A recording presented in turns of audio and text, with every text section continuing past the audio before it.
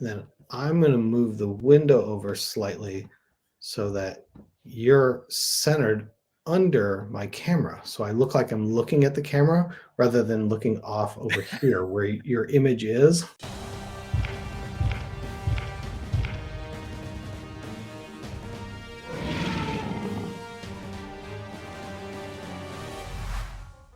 Welcome back, everyone. It's my privilege to welcome back Mr. Brian Flynn from Super 7. Brian, how are you doing today? I'm doing great. We're doing this on Juneteenth and we don't have work today. So I didn't even get properly set up here. So Yes. it's a slow roll morning here. Yes, well, thank you very much for your time. I didn't even realize it was Juneteenth because that's not something up here in Canada. So I really do appreciate it. And you're also heading off to Joe Fest tomorrow. So yes, I fly out tomorrow to Joe Fest. So yeah, so busy man, and you got SDCC just about a month away. Lots going on, I'm sure.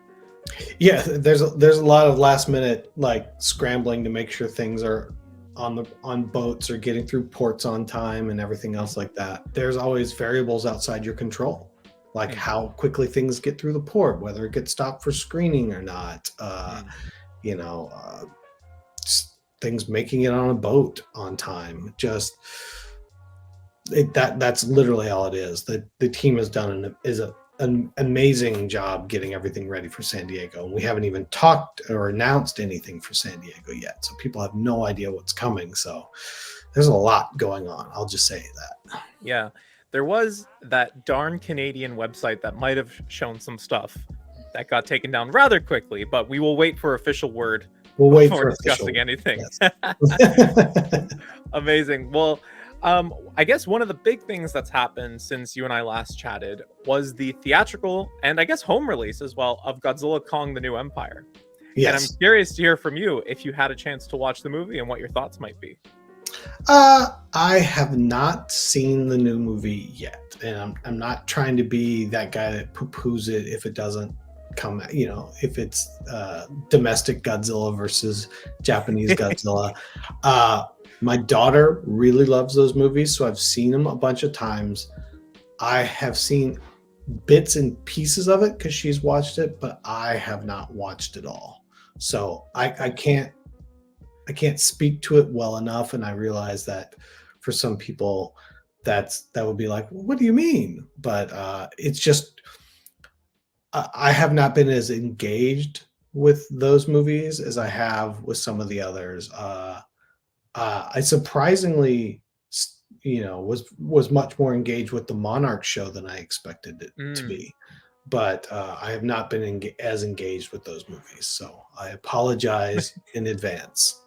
No, that's all good. I think one of the big things that people have been talking about the movie is the Godzilla with the pink spines. Mm-hmm. And it took me a little while to get used to it. It was a little bit of whiplash, it felt like.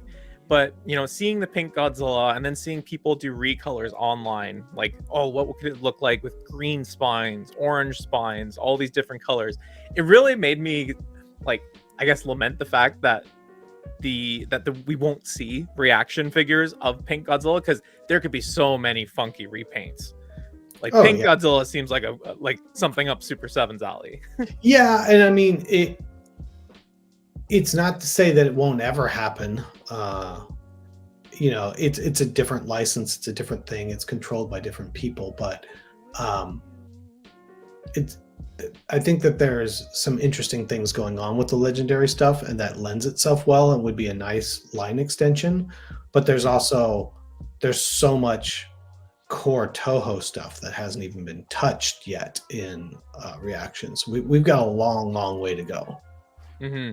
Yeah, and I've seen people talk about, could we see human characters from Toho in reaction line? And that's been one of the talking points, is that there are so many monsters to do that human characters almost, is not to say that it could never be done or that it's not an interesting avenue to take. It's just that there are so many monsters that haven't been given their proper time. No, there's a lot of monsters. I think when we get into the humans, we're going to run into issues on likeness and licensing. Likeness of most the likeness is not under Toho's control, so you have to get separate licensing for that. There's a weird part of me which is like, oh, but then if I have like a zillion alien and it's the same height as Godzilla, like, it drives me a little bit crazy. But I think there's opportunity. I don't know if I'm supposed to share this or not. Let me see if I can find it. But an amazing custom was made not that long ago. Okay. There we go. Oh, come on. Where is he?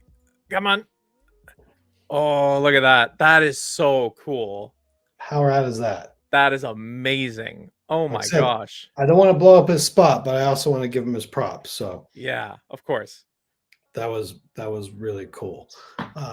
So that was a long way of getting into all of this. So yeah. No, that's good. The funny part is, of course, I'm searching for it on my phone, and instead what I land on is, hey, if anybody's got one of these, I'm still looking for one. All right? If you've got one of these, still need one. All right, yeah. Leave a comment down below. We can hook Brian up. Yeah. I've got the photos on my phone of like, shit, I still need. And awesome. I'm down into the weeds, man. Oh gosh, that's awesome. So speaking of very cool reaction figures, you've just shown off a pair of Target exclusive reaction figures that are inspired by the Stern pinball machine. And you've got these electric looking decos on some wicked card art backs. Can you tell me a little bit about how these came to be? Yeah, I mean, we've been talking with the Stern pinball guys for a while. They're really, really great folks, and they sort of come from the same world as all the rest of us. They just happen to be pinball first, but it's like pinball first, but we love all this other stuff, which is why they've gone into so many licensed machines, I think. We had talked about a couple other releases that just sort of never felt quite right, and just in their excitement of their upcoming Godzilla pinball game, they just sent us the art once, like, just check it out, look what we're doing. And we were like, this is so cool. Maybe this is a place to work together on something. So we kind of worked out a deal where originally it was going to be just a small San Diego release, and we were going to have some, and some were going to be at the Stern booth, but then they just looked so cool. Target had come to us, and with sort of every major placement, Target usually likes to have one exclusive, so they'll come back to us and say, hey, we really like something, we'd really like this, we'd really like that. They're like, I want the core line, but I also want a reason for people to come to my store. Yeah. It's like, can you give me something? And they've been supporting Godzilla really, really well. And we just were showing them what we were doing. And they were like, and they always ask what we're doing at San Diego. And then they saw the figures for San Diego and they were like, oh, what about those? And so then we went back to Stern and talked to Stern and said, hey, Target is actually interested in bringing that in as their sort of summer Toho exclusive. What do you think? And they were all for it. So it actually evolved from being a San Diego Comic-Con exclusive into a wider, more available exclusive through Target. Yeah. Yeah, I mean, I can see why. They look so cool. I've got a couple of my American friends on the hunt for me.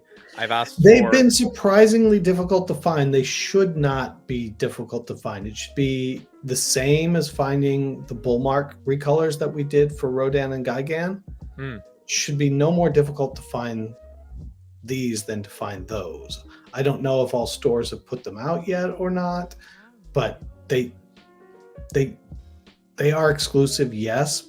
And I've heard lots of people having trouble finding them, but they shouldn't be that difficult to find in the end. So I would say that if you're struggling with it, though, I would give it some patience, because, Target's wants an exclusive, but they also want to make sure that they make enough to sell people. So right. Yeah, they want to get the exclusive, but they also want to sell the exclusive. So Exactly. for anyone out there who's not finding it, don't feed the scalpers. Just give it some time. Be patient. The goal is that you get one. Yeah.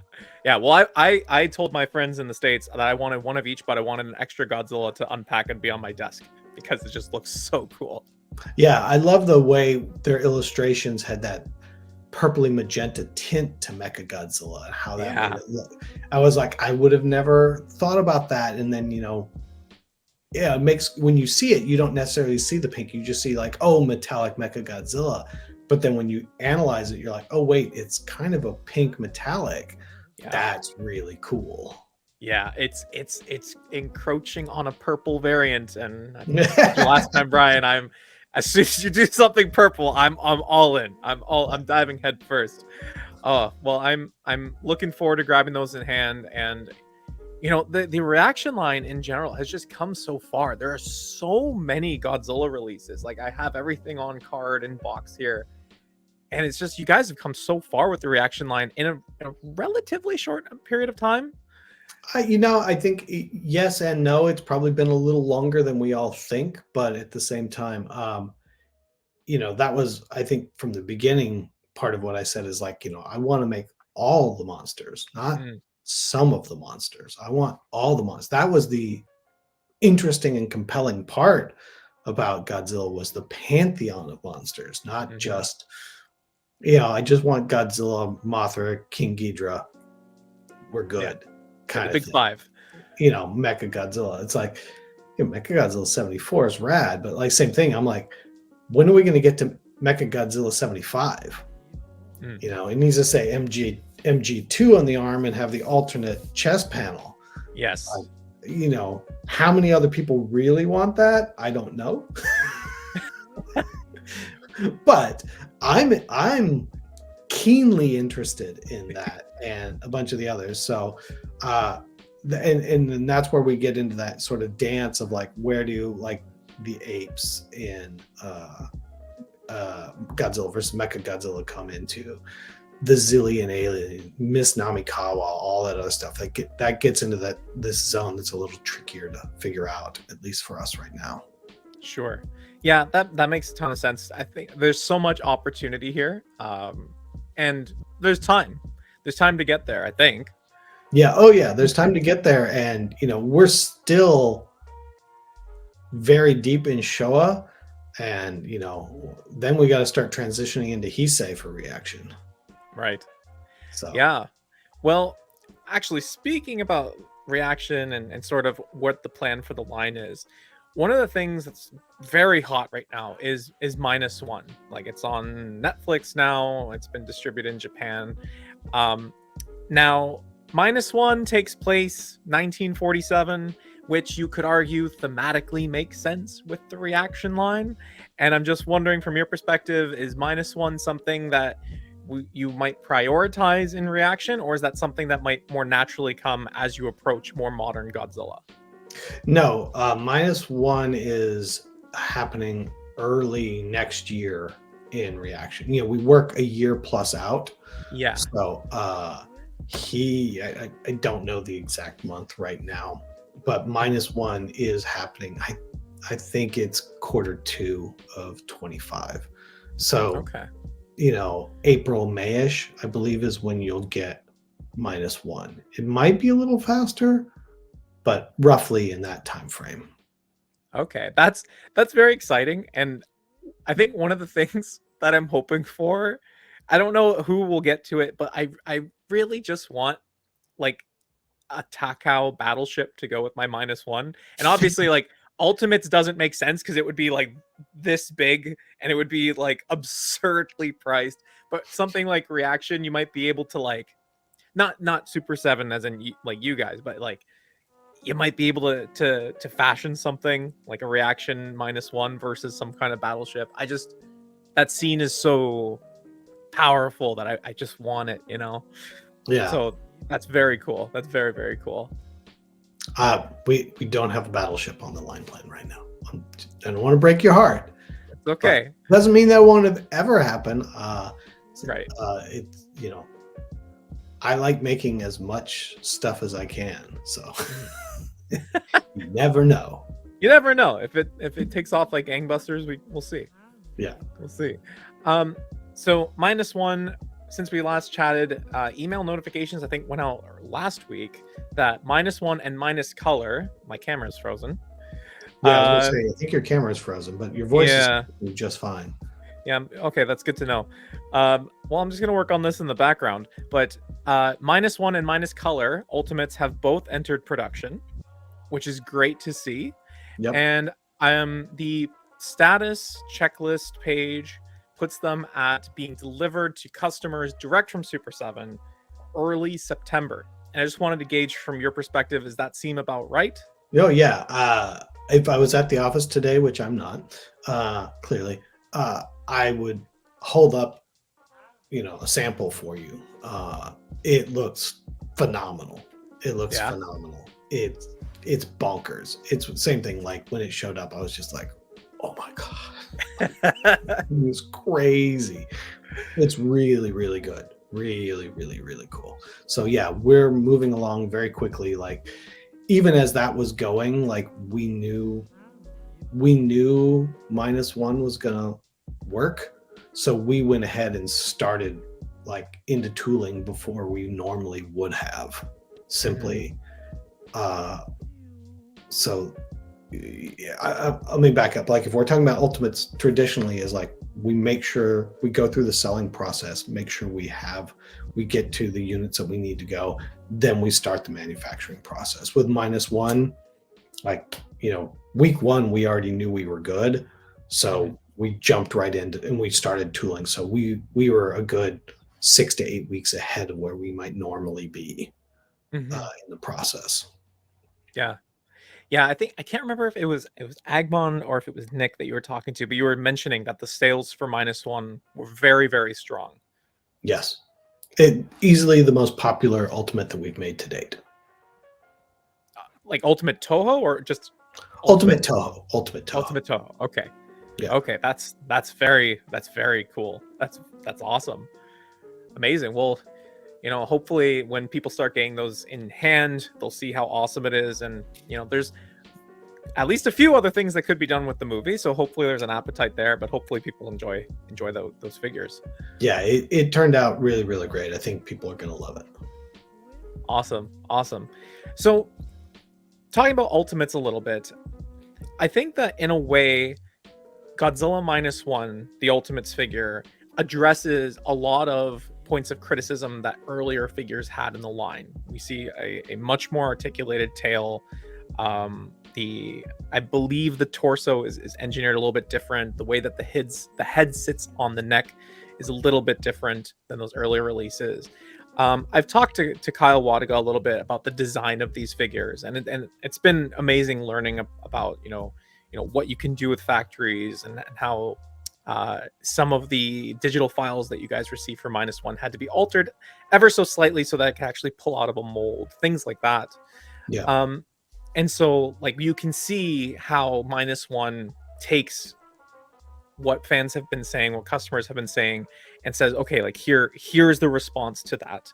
And so I've talked to Kyle a little bit from the art direction and the design aspect, but I'm curious to hear from you, like how has your approach and your thoughts around the line evolved as a consequence of the line so far? I think, with any of this stuff, the more you do it, anything that's a similar look and feel, you get better and better at it. I think, tails are a funny one for me because, everybody's like, I want it to move all over the place, but I also want it to look perfect. And it's like, well, those things are diametrically opposed. And, trying to maintain all, I think like, if you really look at like, I think that 89 that we did, I mean, that tail has so many segments, but because we kept it really tight, so you see the whole tail, you can't move it super far. You have to move it a little by little on each one. And then people are like, no, I want to make it do this. And it's like, well, there's if we do that, then we have to cut out so much more material on each side so that it can bend, because the material is fixed. It's not pliable. It doesn't Mhm. stretch or compress. I think we're getting better at it. There's also a certain point where, there's only so much you can do. Sure. And we're, looking at some other stuff with bendy wires and different things. But those things deteriorate at different rates. The Mhm. plastics, how they interact, change over time. So you want to make sure that it lasts. Mhm.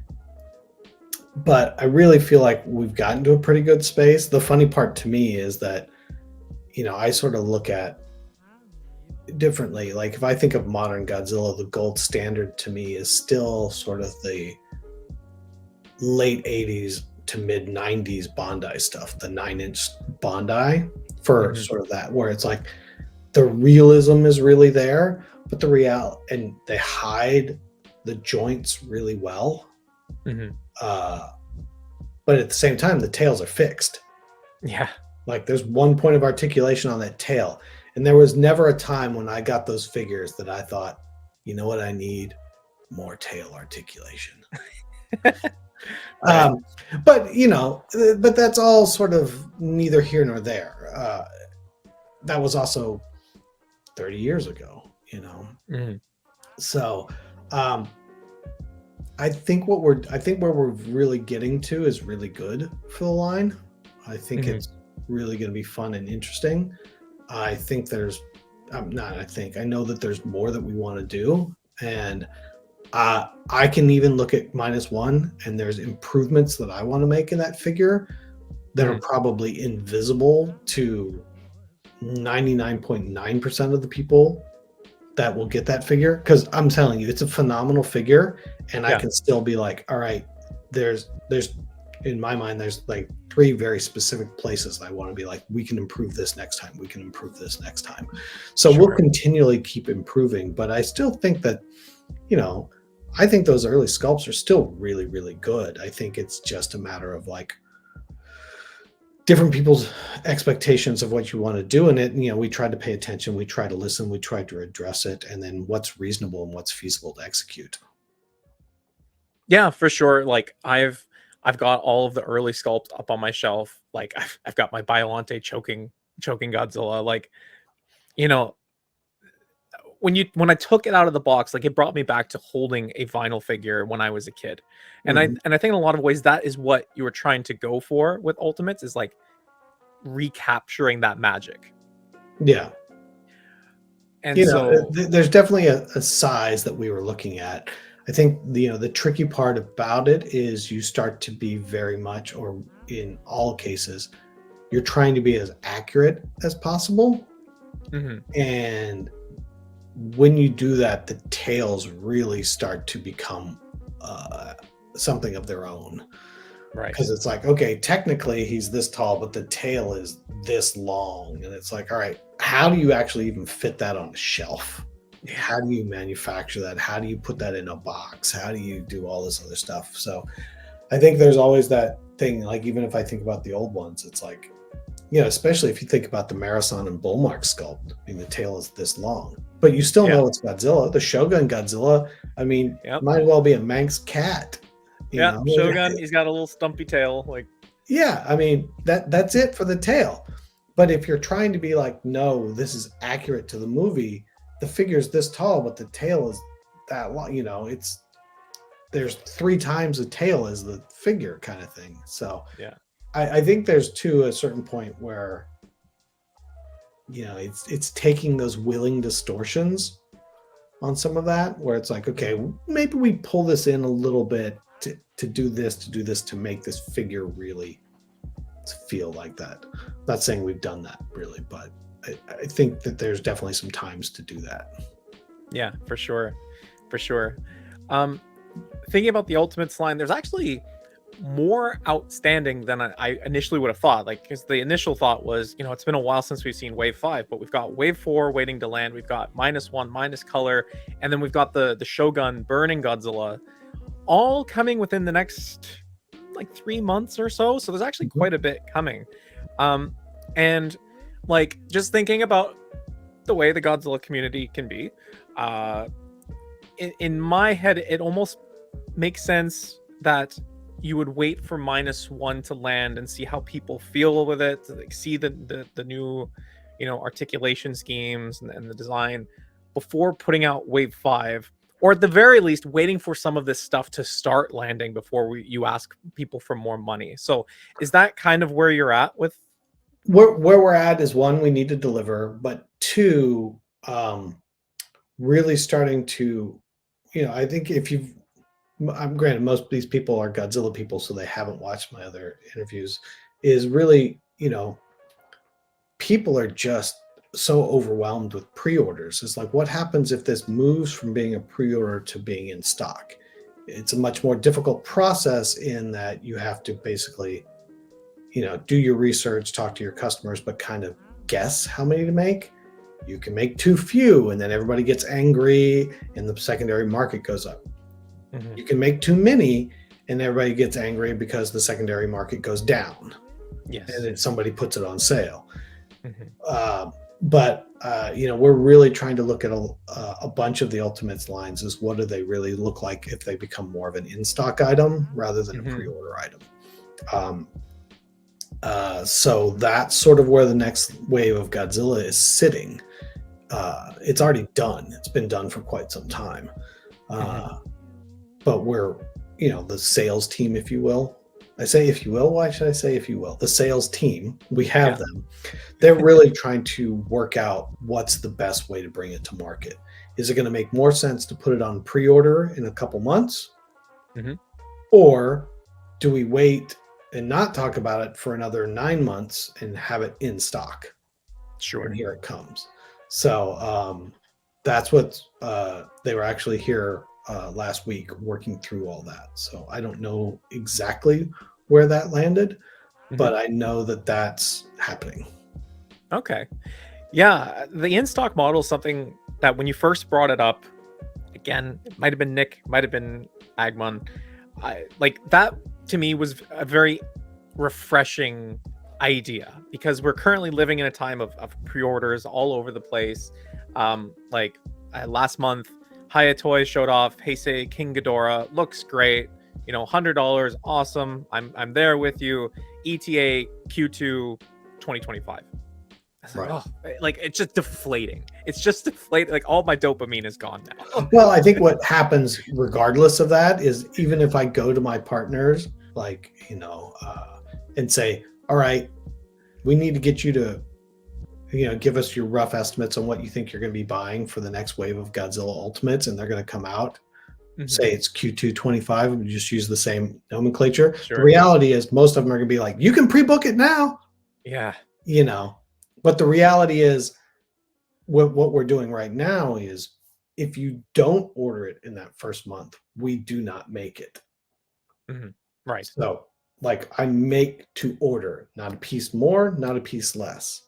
And then it's on the retailer to then decide if they want to over order or not. Like, you can buy our stuff right now at Big Bad Toy Store, but that's because Joel said, I have orders for this, but I'm going to buy extra units so that I have it for sale.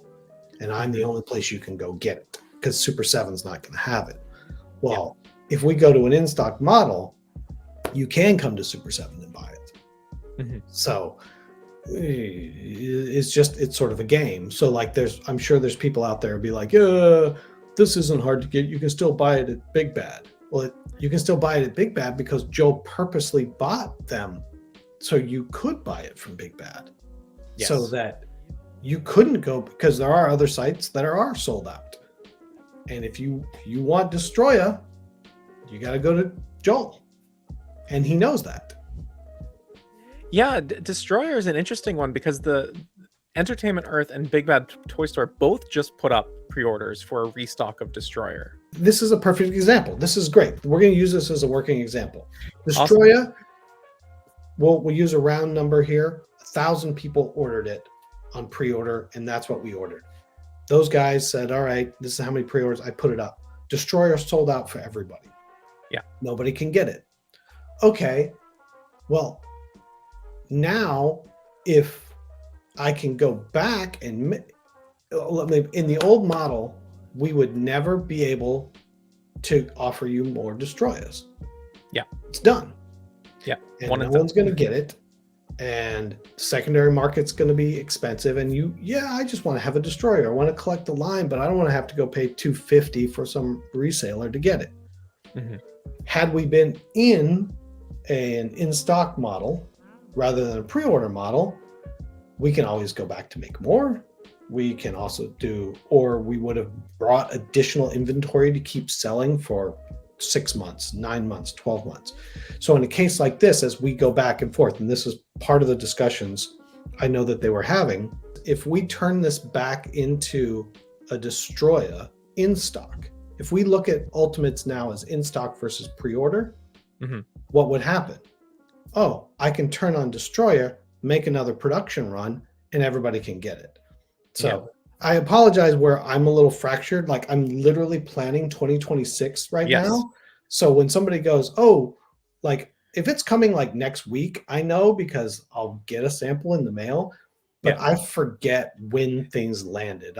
In my mind, Destroyer landed a year ago. Right. Because that's when I had finished toys.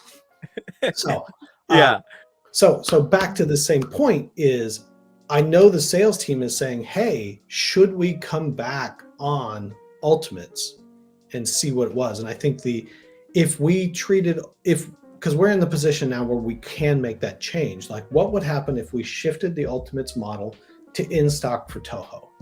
What would happen? Well, immediately what happens is our retailers say, we need more Destroyers. Yeah. Because I know people want to see something sell out immediately, but the reality is for the proper toy business, it's like, what's your rate of sale? Like, yes, you're going to sell a whole bunch the first month it comes out. But if you're consistently, if we use that 1,000-piece number that we used in the beginning, and you're consistently selling 100 a month, every month, then every 10 months, you want to make another production run. Yes. And make another 1,000 and sell through them. When that goes from selling 100 a month consistently and it starts tailing off 50, 20, 10, that's when you want to be, then we don't make anymore. And that's what you watch out for. But I think when we talk about this, and probably most likely the people listening to you right now, they're the person that wants it the day it comes out. They're the diehard. And what you forget about is that there's a whole lot of people out there that have toys, but they're not toy collectors in maybe the same vernacular that we are. And so they pick up things here and there as they like them. You go to their house and like they've got 20 figures and they've got 3 Godzillas, a Marvel, a Star Wars, and a Mickey Mouse. Where thematically you'd be like, that doesn't make any sense. But they're like, I buy things I like.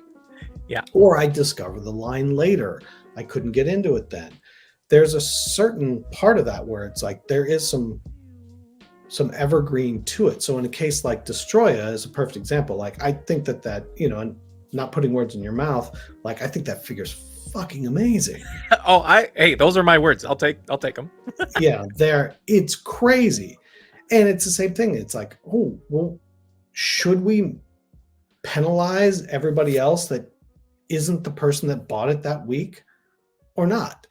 You can argue both sides of the coin. Oh, you're a collector business, it should sell out. Or it's like, well, or not. It's like my goal is to make toys for fans and toy collectors and be honest with them. But at the same time, my goal is not also to make it difficult or expensive more than it needs to be. It's like I should be able to make enough toys for everybody that wants to get them.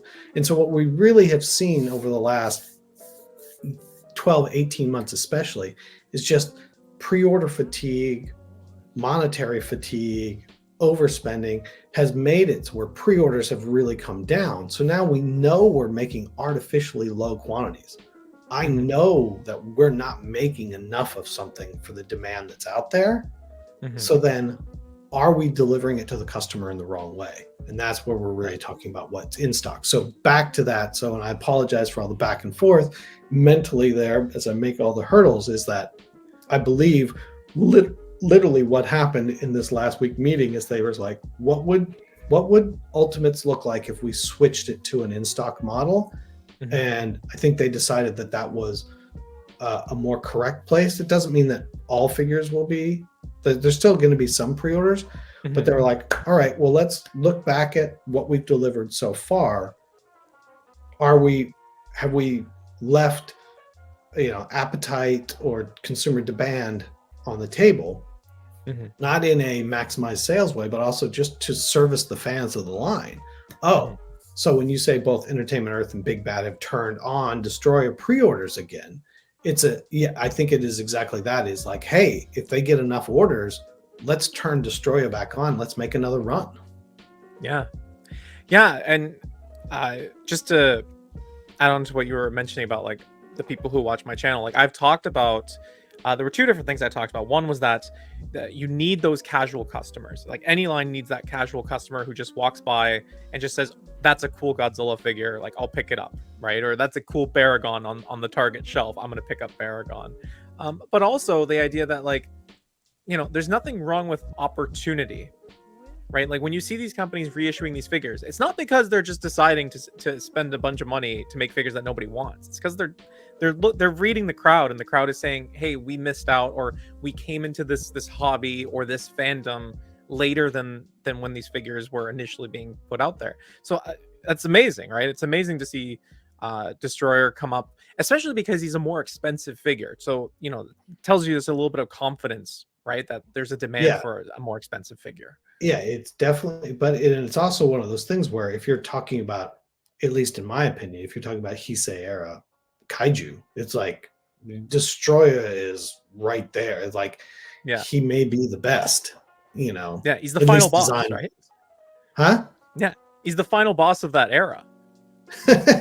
Exactly. I didn't think about him that way, but yeah, you're gonna work through the crabs, and we're gonna do this, and then you get the final boss. Well, that's very cool, because I was very curious to hear more about the in-stock model. And it sounds like you'll be slowly transitioning, maybe looking at line by line, because you had the worst Wave 4 come in stock, and then a couple more lines are going to be pre-orders. I think you have TMNT going up tomorrow or Friday. That's going to be a pre-order. TMNT's on pre-order. Thundercats is on pre-order. I can't switch everything all at once, because theoretically, just the financial implications of it all. Of course. But Toho is the next one where we're like, all right, well, where do we sit with Toho and what's going on? It doesn't mean that there won't be some releases that are pre-order, but we're definitely looking at like, can the majority of the line move to more of an in-stock model?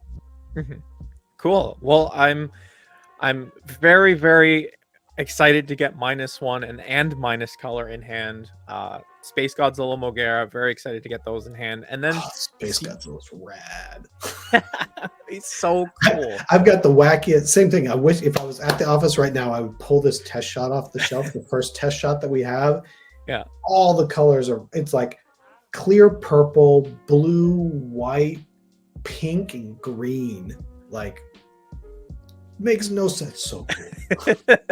One question I actually thought of this morning, so I didn't have a chance to write it down. If you can't answer it, totally fine. That's fine. In all of the kaiju that exist in Godzilla, there's pretty standard sort of size. Destroyer is a little bit bigger, but you also have some that are a little bit smaller. So examples, you have Fire Rodan, you have like Flying Form Destroyer, a little bit smaller, Godzilla Jr., a little bit smaller.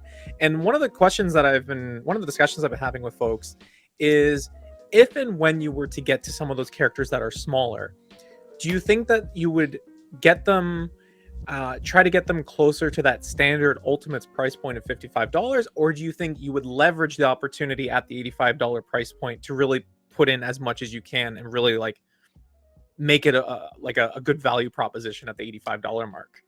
I think we'd probably lean a little more towards the first scenario, simply because with so many of these monsters, there's only so many things. It's not like I can give them nunchucks and alternate hands and why not? It's like, yeah, Varan's got nunchucks, whatever. Come on. You don't remember that scene where him and Jim Kelly beat up the bad boss of 3rd Street? So I would say that more likely, it's like, what's the appropriate level of extras? I think what we've also seen to a degree in Ultimates is that we went down this route, especially on things like turtles and stuff like that, where we had every weapon imaginable. And then what we see is basically I organize it one way, I put it on my shelf. All the rest of that just goes in a box in the closet. Right. And there's literally some people are like, I need a display stand for all the accessories. And there's other people. Agmon. Well, he's not the only one. But I think what we've seen a little bit is that there's also a bit of fatigue to just a whole bunch of extra parts for extra parts' sake right now. And so I would say it would probably be like, what's the essential parts that need to happen? Essential extras. Like, you need the mouth closed. You need the mouth open and roaring. If it wasn't articulated, you might need this effect or this, that. But do I need 17 other things to go with this? Like, do I need the hand that goes like this, and the hand that goes like this, and the hand that goes like this, and the hand that goes like this, and the hand that goes like, that kind of stuff? I think we probably lean into, how do we make this more affordable, but still feel like it has everything you need, rather than like, let's just throw the kitchen sink in it. Okay, that's good to know. And I can definitely sympathize with the idea that, like, I do have a box full of accessories of things, but like, Destroyer coming with his mini crabs, like, that is something. Yeah, but that feels appropriate. Right. Yes. But like Dark Horse Godzilla having the fists makes me so happy, because it's from a comic book and it feels very like organic for that incarnation to have fists. Yeah. It comes with Dead Art Adams. Yes, Dead Art Adams as well. I can't tell you how happy that makes Art and me. Well, I'm actually so Canada, the closest thing we have to San Diego Comic-Con is our Fan Expo, which happens in August, and Art will be there, and I'm hoping to get the box signed. He is literally one of the nicest people you're ever going to meet. So he will be happy. I'm saying this on his behalf, but he will be happy to sign the Godzilla box. Okay. I'll let him know that you endorsed it. I endorsed it. Great. So I guess the last thing, as we're coming up to the hour, that I wanted to ask you about is that San Diego is just around the corner, approaching very, very quickly. And I know that, San Diego, the day after San Diego 2023 is when you started preparing for San Diego 2024. And I just I'm already working on San Diego 25 right now. Right. 24 hasn't even happened yet. I'm already well into, and in some cases past, San Diego 25, and I've already starting to rough in San Diego 26. So really, I'm speaking to the ghost of Brian Future. Exactly. And I'm just kind of curious. You have a track record of Toho being represented at San Diego in varying capacities. Varying capacities, yes. Are there any types of surprises, not specific, but any types of surprises that you think Toho customers can expect this year? Yes, there are definitely a couple. There's a really cool 2-pack that I think everybody's going to really like. I think it's a really cool moment. I think a bunch of people will be like, "Oh, I didn't think of that. That's great." And it's super fun. There's a couple different releases that we've got. Quite frankly, we'll probably be starting to tease and reveal this stuff in like only a week or two. So it is right around the corner, but I know that I will get in trouble if I start mentioning them. Because I've paid somebody to say this is how we market and bring stuff out. So I don't want to mess up their job. Like, they know that better than I do. They've told me this is how they'd like to do it, and my job is to say, you're the expert, then let's do it that way. But yeah, there are a couple different releases that we've got coming for San Diego, and I wish I could tell you more about them, but that next time we can discuss them. Okay. But yeah, we're not ready to spill the beans yet. I can't give you that exclusive. You got the exclusive that things are happening. Perfect. That's Purple? No purple. Oh, one day. One day. One day. But not today. Not today. Oh, amazing. Well, Brian, thank you so much. It's been so much fun to catch up with you again. Safe travels, and I hope you enjoy is it your first Joe Fest? This will be my first Joe Fest. It should be a lot of fun. I'm assuming it's going to be a lot, like I said, a lot like PowerCon used to be. Right. Which was, really focused on Masters and Thundercats, and just, you're dealing with a very small group of people that know each other very well, that are very focused around a singular fandom. And that's usually really fun because, like I said, I have to imagine, I haven't been there, but I have to imagine there's nobody going to Joe Fest that's not happy to be going to Joe Fest. Right. They're not getting drug along. Oh, I guess I gotta go to Joe Fest. Yeah. Like, they're like, I'm going to Joe Fest because I'm there to talk to my people. Yeah. So yeah. Very cool. And then, like I said, like you mentioned, we're not that far away from San Diego. I wish I could tell you more about it right now, but I can't. But there are a couple really cool things happening. I told you one of them's a set. Yep. So the box set that's going to be really, really cool. Really, I think cool maybe isn't the right word. It's going to be really fun. I think when you see it, it's going to make you happy. You're going to be like, cool. Oh man, okay, that makes me happy. Is it Hedera in a slime bucket? It is not Hedera in a slime bucket. That seems like something you would make. To be fair, I'll make anything with Hedera. Let's just we don't need to get too far into the woods there to be like, yes, Hedera. Like, Hedera. You don't need convincing. I'll make Hedera air fresheners. Like, it'll be great. It would stink. Oh yeah, it would smell like stinkor. Actually, stinkor smelled like patchouli, which is terrible. So it wouldn't smell like that. It smelled like car exhaust and leftovers. Yeah. Well, I am planning to. Well, I'm hoping to attend San Diego next year. The conversion rate, all that stuff. It's not favorable to be Canadian, but I made a deal with my wife that I would bring her and our daughter to San Diego when I go could. To the zoo. You go to the zoo. Right up the road is Legoland. Legoland's only like 45 minutes away. Oh. And then if you really get crazy, it's only literally like hour 45 to Disneyland. All right. Well, here's hoping next year I should be able to swing it, bring the family down, and my hope, my dream is to be able to talk about some of these great things you've got at the booth as they're happening in real time. But for now, I will probably just enjoy it at home, see all these cool reveals, wait for you to come back from San Diego, get some rest in, and then send you an email being like, Brian, I need to chat. I need to talk. Yeah. Well, let's do it. Perfect. Brian, thank you so much. I will throw some socials up on screen so that you all know where to find Brian, where to keep up with everything he's got going on. And if you've got that Minya, please do leave a comment and we will get that arranged. Yes. Brian, thank you so much. Enjoy the rest of your holiday. Best of luck, Joe Fest, safe travels, and wishing you a great San Diego Comic-Con 2024. Thank you very much. Everybody else have a wonderful summer. Yes, thank you. Take care. Bye-bye.